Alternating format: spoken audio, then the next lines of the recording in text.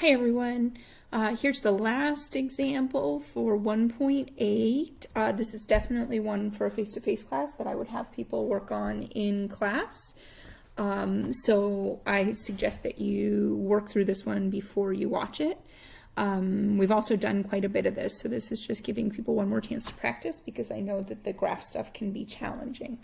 So you're given a piecewise linear function f of x, and then big F of x is defined in this way, meaning big F of x is the antiderivative of little f that goes through 0, 0.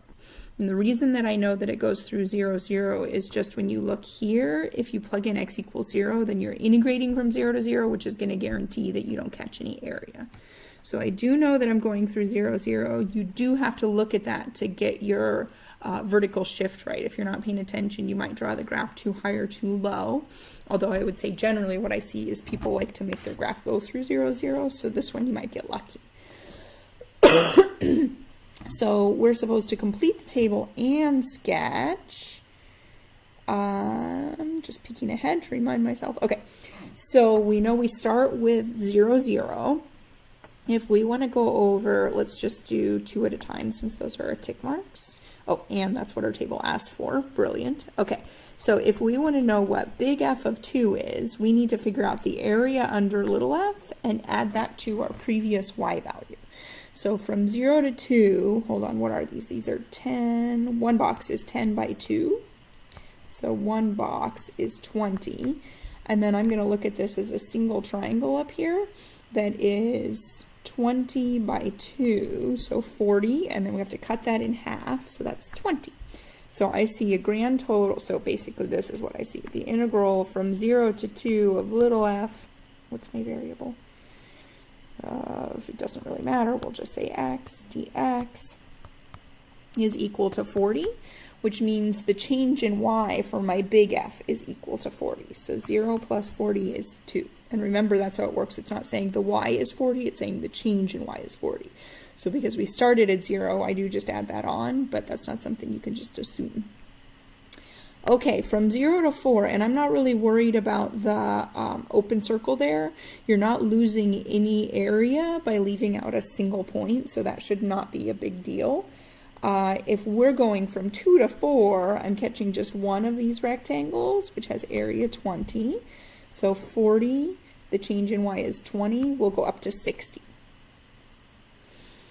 Okay, so let's see, from 4 to 6, remember you're always using the x-axis as your point of reference, so we're catching area between the curve and the x-axis, and I see 20 in this rectangle, and then this triangle is 30 by 2, so that would give me 60 for the rectangle, which means 30 for the triangle.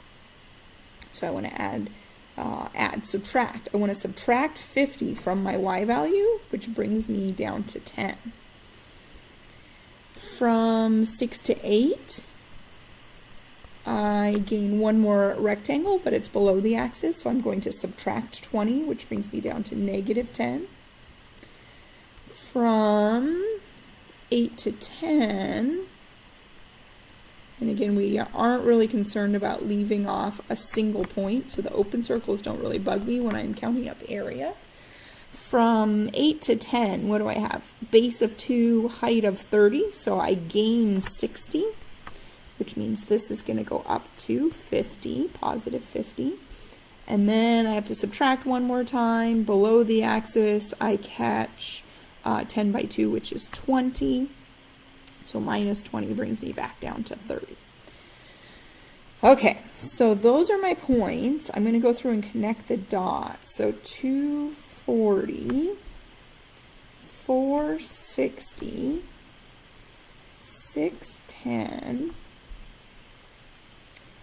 610, 8, negative 10, 10, 50, and 12, 30. Okay, so these are my points, and then I need to look up here to get a little bit more information. I want to think about f prime, and here, let me write it actually off to the side, and I'm even going to pick a different color. Okay, so I'm going to summarize f prime and f double prime. So f prime, oh wait a minute, let me think about this. I don't need f double prime. Here, let's call it this. Big F prime and big F double prime. That would be interesting to me. Okay, so big F prime is actually little f. So we're just talking about y values when we summarize big F prime. So I can say that my y values are positive, positive, negative, negative, positive, negative. Big F double prime, so this is actually equal to little f, this is equal to little f prime. So now I'm looking at slopes from this graph. So I see slopes are negative, 0, positive, 0, 0, 0.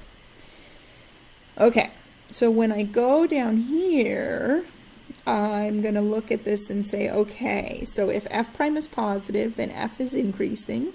If big F double prime is negative, then big F is concave down. So increasing concave down through here. We're going to switch to increasing no bend. So straight line segment through here. So this one has downward bend, straight line segment. Decreasing concave up. So I'm going to go like this. Decreasing no bend, so this is a straight line. Increasing no bend, so another straight line, and then decreasing no bend. So wherever little f is constant, big F is linear. Wherever little f is increasing, big F is concave up, and wherever little f is decreasing, big F is concave down.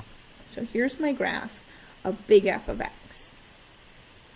Part B asks us to sketch a different antiderivative. So this is big G of x.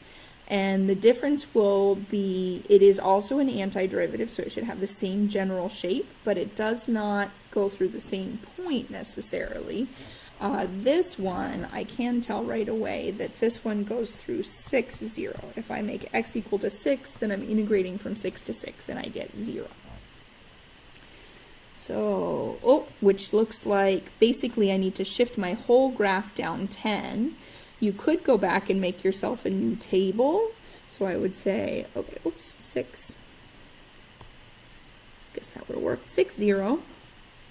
And this is for x and big F, big G of x.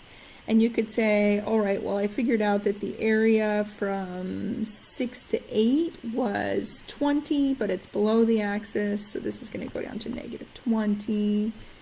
I figured out that from 8 to 10, I accumulated positive 60 into my sum, which would make this positive 40. So you can absolutely fill this in. To go backwards, you would just say, on little f from, where are we, from 4 to 6, I should have seen my y value drop by 50, which means if I'm going to end up at 0, I better have been at 50. So you're working your way backwards, so you'll actually add it on to work your way backwards. So you could do this, you could fill in a whole table. But if you recognize that it's another antiderivative, it should have the exact same slopes, the only difference is a vertical shift, you can actually just shift all of your points. So negative 20, which matches up with what we said here. Here I had 1050, so I'll have 1040. I had 1230, so I'll have 1220. And then, what was it, 460, we'll move down to 450. 240 will be at 230, and 0, 0 will move down to 0, 10. Otherwise, same idea, concave. Whoa, that one looks really funny. Hold on, it's ugly, I'm going to erase it. Concave down, straight line, concave up, straight line, straight line, straight line. So again, just recognizing really big things here, recognizing that when you define a function in this way, it is an antiderivative. Also recognizing that any two antiderivatives only differ by vertical shift. Okay, so then this last one, so one way to make the vertical shift happen is to adjust your starting point. So here I started at 6. Another way to make your vertical shift happen, probably a more obvious way, is just to tack a plus c on there. So we took f of x, and it ended up being that we had to shift it down 10 to match up with g of x. Now I've defined h of x to be exactly g of x, so this is g of x right here, shifted up 20. So if I was going to graph h of x, I would take each of these points and move them up 20. So compared to g of x, this is going to be 20 higher. Compared to f of x, it's only going to be 10 higher. So hopefully that all makes sense, and it doesn't ask you to sketch, but this is basically, we get this exact same shape, just shifted up, and here. So this would be h of x. So again, compares to g of x, it's shifted up, g of x needs to shift up 20, f of x only needs to shift up 10. So hopefully graphs are starting to make more sense. Thanks for watching.